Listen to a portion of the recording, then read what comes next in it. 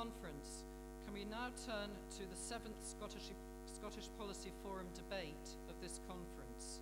This debate, absolutely vital to our future here in Scotland, will be on the economy, skills, transport and rural communities section of Chapter 1, Ideas for a Fairer Scotland. But it will also be an opportunity for anyone who was unable to speak in the Greener Scotland debate on Friday to speak. Can I ask Richard Leonard, the Chair of the Prosperous and Sustainable Scotland Commission, to move this section on behalf of the Scottish Executive Committee? Thank you, Richard. Claudia, thanks very much indeed. Richard Leonard, Scottish Executive Committee and prospective parliamentary candidate for Carrick, Cumnock and Doon Valley.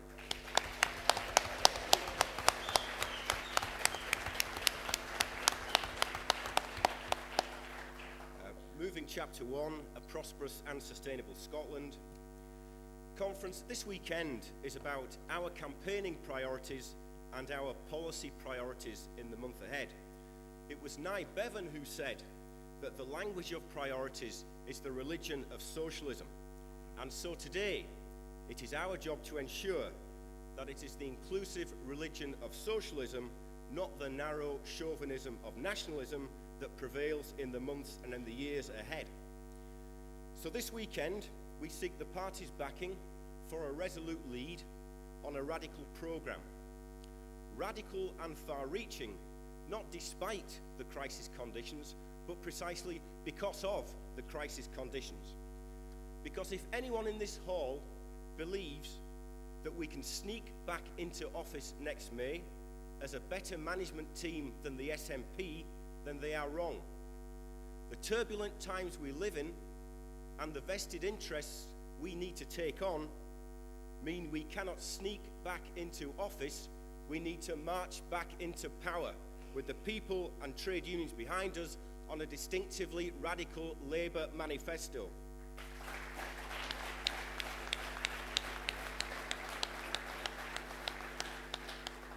And that means we need to show a little less deference to the big business leaders who got us into the financial crisis, a bit less attention to the focus groups, and a bit more attention to the party's own grassroots.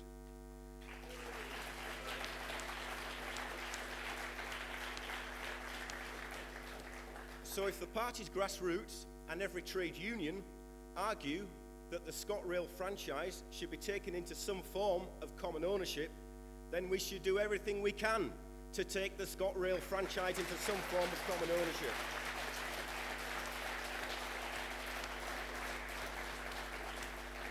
And at the very point when we're picking up the pieces of free market collapse, we need to take head on those who think that this same free market is the answer for our Royal Mail, for Scottish Water, the Forestry Commission or other public services. If the last 3 years have taught us anything, it is that we need not more market forces shaped by the monopoly power of banks and big business. We need considerably less.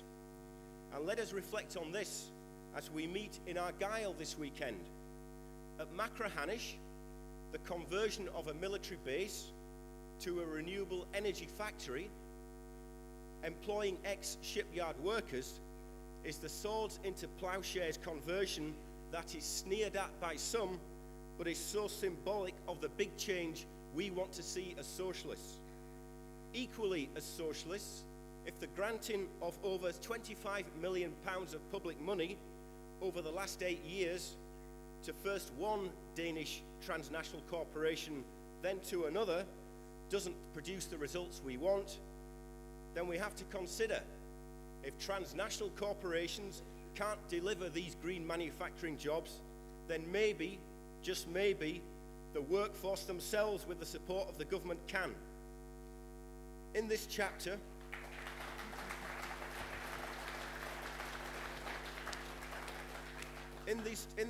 we set out our priorities, making a just transition from the high carbon to the low carbon economy. Sustainable economic development at the heart of all we do. Job creation, Labour's priority.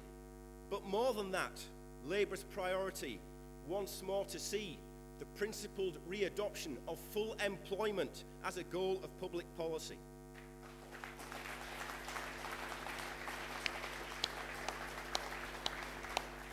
An apprenticeship guarantee for our youngsters, new public transport infrastructure projects, affordable housing to be built, town centre regeneration kick-started in urban Scotland, and our unfinished business on land reform carried on in rural Scotland.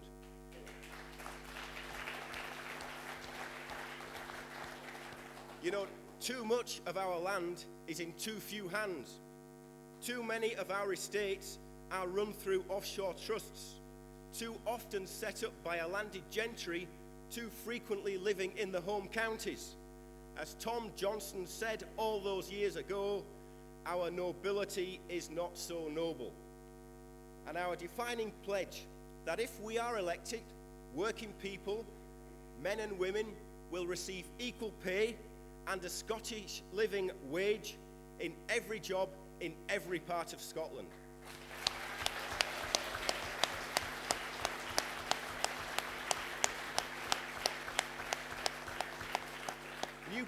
New powers for Cooperative Development Scotland, so that we can fulfil our vision of making Scotland a Mondragon of the North, an industrial policy once again, trades unions as partners in progress, because we want to see democracy in our workplaces as well as in our communities, in our economy as well as in our politics.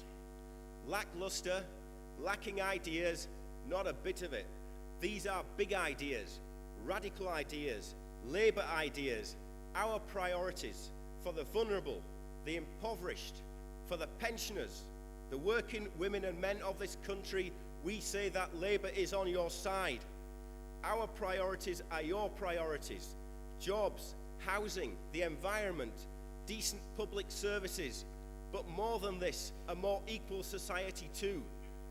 It is to us the people of Scotland are looking to us to give them real hope in place of fear, looking to the Labour Party as the vehicle for realising that hope.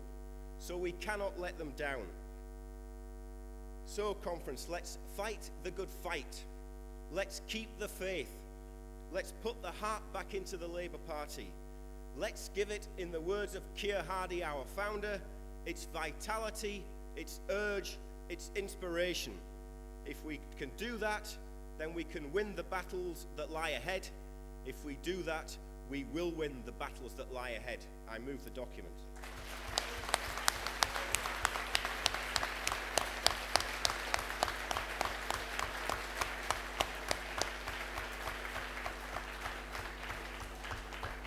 Thank you, Richard. And particularly thank you for setting out that radical Scottish Labour vision of hope for the future for the people of Scotland. And I wish also to wish you well. You've already heard from the hall the support that you're getting as a candidate. I hope lots of the people will go and help Richard in his campaign.